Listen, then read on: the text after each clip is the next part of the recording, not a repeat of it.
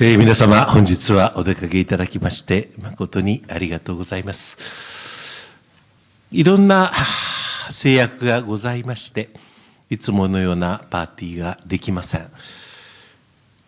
いつもであれば、お話をさせていただき、来賓の方のご挨拶を賜り、その後、立食パーティーがあり、できるだけ多くの方とお話をさせていただき、魔除けの札に役に立つかもしれないというようなことで、写真をご希望の方には、ご一緒に写真を撮らせていただくなどということをやって、最後のお客様がお出かけになるまで、私自身務めるのが、水月会のいつものパーティーなのでありますが、こういう形に相なりました。万が一クラスターでも発生して、皆様に、あるいは社会にご迷惑をかけてはいかんということで、距離も取らせていただき、そしてまた、お席を確定するために受付にも随分長い時間を要していただきました。また、この会場にお入りいただけなくて、第2会場で、音声だけで聞いていただけるお客様、本当に申し訳のないことであります。深く深くお詫びを申し上げ、そしてお出かけに重ねて心より御礼を申し上げるところであります。今回4回目の総裁選挙でございました。過去3回もそれなりにつらかったし苦しかった。でも今度の選挙が正直言って一番厳しかったなというふうに思っております。実際にそんなことがあったかどうか私は存じませんが、石破潰しとか、石破叩きとか、果ては石破殺しとかなんだか恐ろしい言葉が飛び交っておりましたが、一番厳しい選挙だったなというのが私の実感であります。そうであるだけに、支えていただいている同志、そしてお支えいただいている国民の皆様方、党員の皆様方、そのありがたみが一番感じられたのが今回の総裁選挙でありました。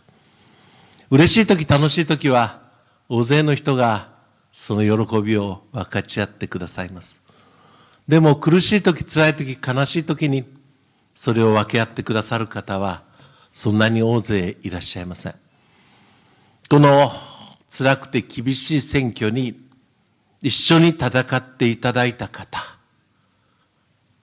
お支えいただいた方、投票権はないけれど、一生懸命支えてくださった党員の皆さん、国民の皆様、深く御礼を申し上げる次第であります。ありがとうございました。我々水月会は政策集団であります。派閥とよく言います。しかし私たちは政策集団である、その誇りと気概を持って今まで活動をいたしてまいりました。ともすれば、私も谷垣総裁の下で2年間政務調査会長を務めました。政務調査会のいろんな役職も務めさせていただきました。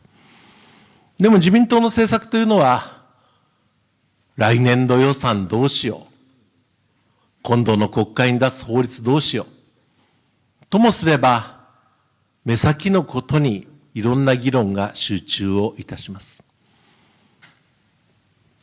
20年後、50年後、100年後の日本はどうあるべきか、そのために今何をなすべきか、そういう議論が必要であります。官僚が作った政策にあれやこれや注文をつけるだけが党の在り方だと私は思わない。政策は自分たちの頭で作っていかなければならないと思っています。ご存知の方も多かろうかと思いますが、今我が国は1年に50万人ずつ人口は減っているのだ。私の鳥取県は人口が55万人台になりました。1年で鳥取県が一つ消えてなくなるような、そういう勢いで急激な人口減少が進んでおります。1億2700万人おります我が同胞は、このままいけば、西暦2100年、あと80年後、5200万人になる。80年で人口が半分になる。人類の歴史でなかったことであります。200年経てば1391万人になる。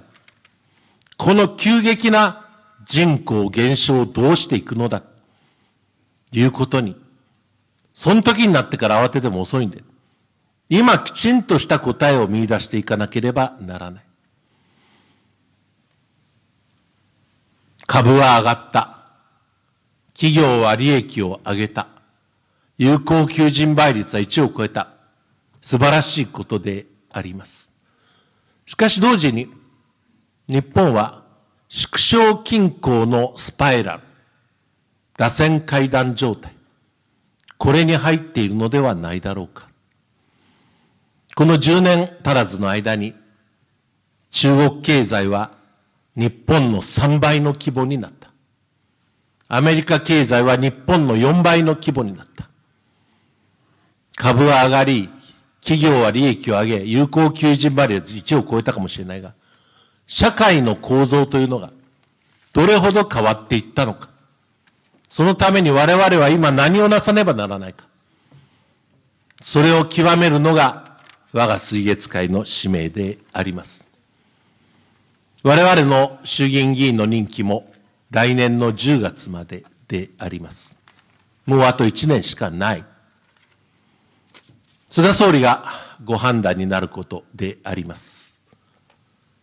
我々があれこれ言うべきではありません。ただ解散というのは何なのかというと、この国から衆議院議員が一人もいなくなるということなのです。解散から総選挙まで最長40日間。その間、この国から衆議院議員が一人もいなくなる。総理が選挙中も言っておられましたように、いかにしてコロナの感染を抑えるか。そのことは国民の願いではないか。私たちは与えられた任期をそのために全力を尽くして全うすべきではないか。私はそう思います。しかし総理が判断されることであります。いずれにしても1年以内に必ず来る。再来年は参議院選挙を迎える。我が水月会、私を入れてたった19人の集団であります。しかし一人一人が日本のために何をしなければならないか、次の時代のために何をしなければならないか、全身全霊で我が水月会は取り組んでまいりました。後ほど議員の紹介をさせていただきます。私はこの同志の思いに応えるために、全身全霊不眠不休で、この同志が全員当選するために、身を粉にして、尽くしてまいります。どうぞご参会の皆様方におかれましては、我が水月会の同志に、一層のご支持ご支援を賜り、一人残らず当選ができますように、お力をたまらんことを心からお願いを申し上げる次第であります。よろしくお願いを申し上げます。今回、行き届かなかったことは、すべて私の責任であります。改めるべき点は改めていかねばならない。もう今から20年も前のことになります。私は自由民主党に復党をいたしました。このアジアに集団安全保障の仕組みを作りたい。あの強大なソビエトに打ち勝つことができた北大西洋条約機構。いつの日かあのような仕組みを作りたい。そのために憲法の考え方を改めなければならない。そして社会保障というものが、介護が、医療が、年金が安定的に続いていく。その仕組みを維持していかねばならない。そのためには社会保障のあり方と、税制のあり方と、それを見直していかねばならない。新しい保守政党を作りたい。その思いで、新進党というものに参加をいたしました。その夢は実現することがありませんでした。私の政治家としての歩みの中で、最も失意の時でした。最も挫折した時でした。最も苦しかった時でした。自由民主党に戻った時に、世田谷区台沢の竹下登先生のお宅をお尋ねをいたしました。まだ午前10時ぐらいであったかなというふうに思います。いろんなお話を聞かせていただきました。玄関まで竹下先生は見送ってくださいました。そこで一言言われました。石破屋と、お前は自分の言うことが正しいと思っているだろう。確かにお前の言うことには正しいこともたくさんある。だけど忘れるな。自分だけが正しいと思うな。そして正しいことを言っているときは、人を傷つけることがあることを決して忘れるな。じっと私の目を見て、竹下総理がそのようにおっしゃったことを、私は今、強く思い返しているところであります。我々の思いは実現されなければならない。自己満足に終わってはならない。実現するために私に何が足りないのかということを、虚心坦懐に反省をし、改めていき、多くの皆さんの思いに、同志の思いに応えていかねばならない。強くそのように考えております。その上で、あえて申し上げます。自由民主党はいかにあるべきか。我々は野にあったときに、国で言えば憲法、いかにあるべきか。党の綱領、これを新しく定めました。谷垣総裁、大島幹事長の下で、私も政務調査会長として、新綱領の策定に携わりました。多くの地方党員の方、若い方、女性、参画していただいて、新しい綱領を作りました。我が自由民主党は、勇気を持って、自由闊達に真実を述べる政党である。我が自由民主党は、あらゆる組織と協議する政党である。我が自由民主党は、国会を公正に運営し、政府を謙虚に機能させる。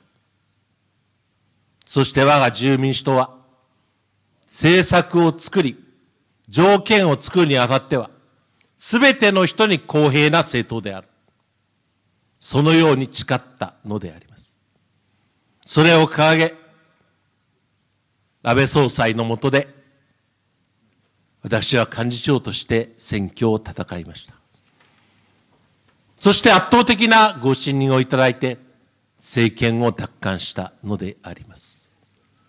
私たちは、あの原点を決して忘れてはならない。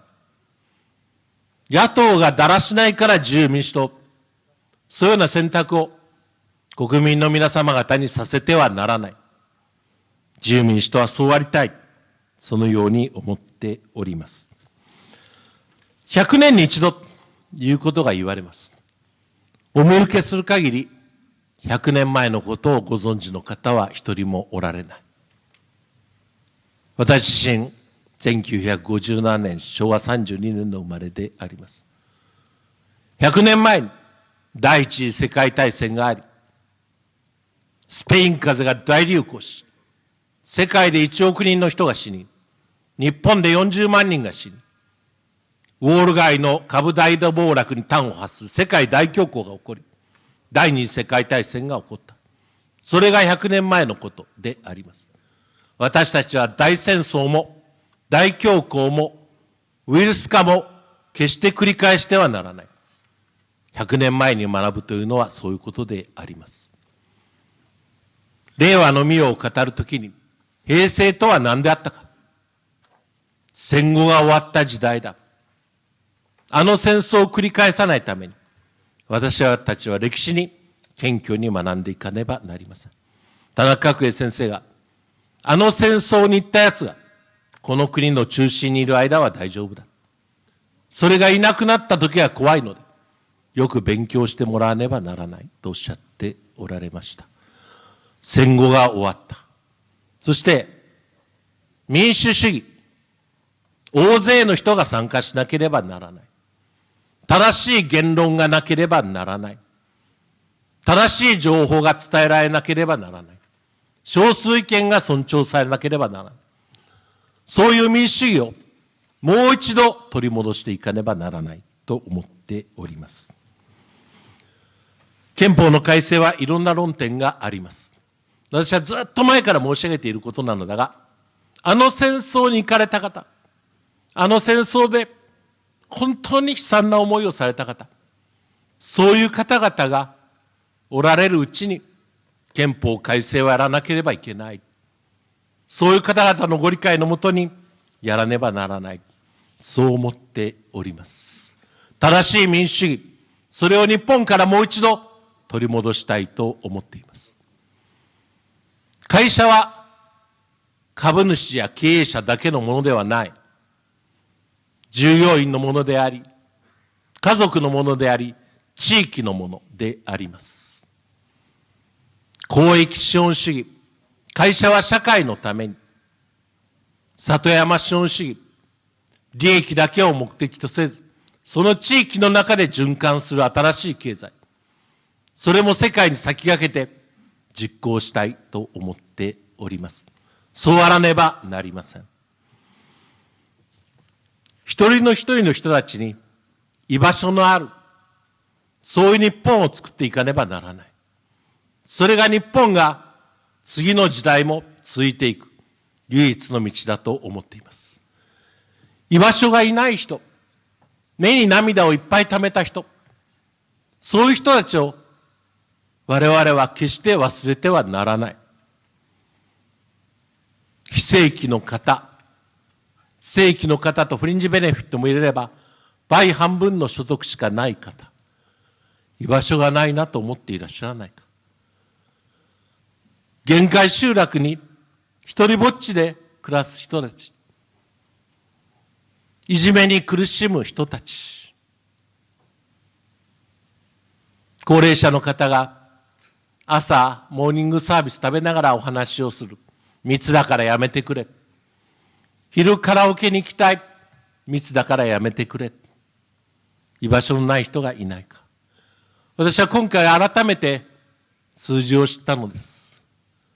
ものすごいお金を払い、ものすごく痛い思いをして、不妊治療をしておられる方々が46万人もおられることを、私は今回初めて知りました。目に涙をいっぱい溜めた人に政治は応えるものでありたい。そしてそういう人たちのいろんな力を引き出していく。一人一人に居場所があるということは、一人一人が幸せであり、大切にされる。それが日本国の力である。私はそのように信じております。政治はそれに応えるものでありたい。今年は私ども鳥取県の東京県人会もコロナのために中止になりました。多くの県人会がそうなのかもしれません。最後はうさぎおいしいかの山というあのふるさとの歌を歌います。作曲したのは鳥取県の人であります。おかしくありませんか。なんで新幹線が走り、航空があちこちに飛び、高速道路が発達し、情報インフラが発達すればするほど、東京一極集中が進んでいくのか。ふるさとは、志を果たして帰るものなのだろうか。私はそうは思っていない。東京が抱えている負担が大きすぎはしないか。このコロナがそうです。首都直下型地震がそうです。東京の抱えている負荷が大きすぎはしないだろうか。地方創生というのは、日本全国1718町村。その地域のことはその地域が知っているのだ。国はそれを実現するために必要な支援を行うのであり、そういう新しい国の形を私は目指したいと思っています。私たちはそういう日本を作りたいと思っています。国民を信じない政治が国民に信じてもらえるはずはない。これを言ってもどうせわからないとか、票が減るとか、人気が落ちるとか、そういうことを言って真実を語らない政治、国民を信じない政治、それが国民に信じていただけると私は思っていない。いつの時代も国を変えるのは権力者ではない。いつの時代も国を変えるのは一人一人の国民であり、大衆なのだ。東京も含めて地域地域に暮らす一人一人の国民がこの国を変える、新しい歴史を作る。我々水月会は己を捨てて次の時代のために、次の時代の日本国のために、今後も全身全霊を尽くして邁進する所存であります。皆様方のご厚情に心から感謝し、決意を申し述べ、私のお話を終わります。ありがとうございました。皆さんご清聴ありがとうございました。もう一度大きな拍手でお願いいたします。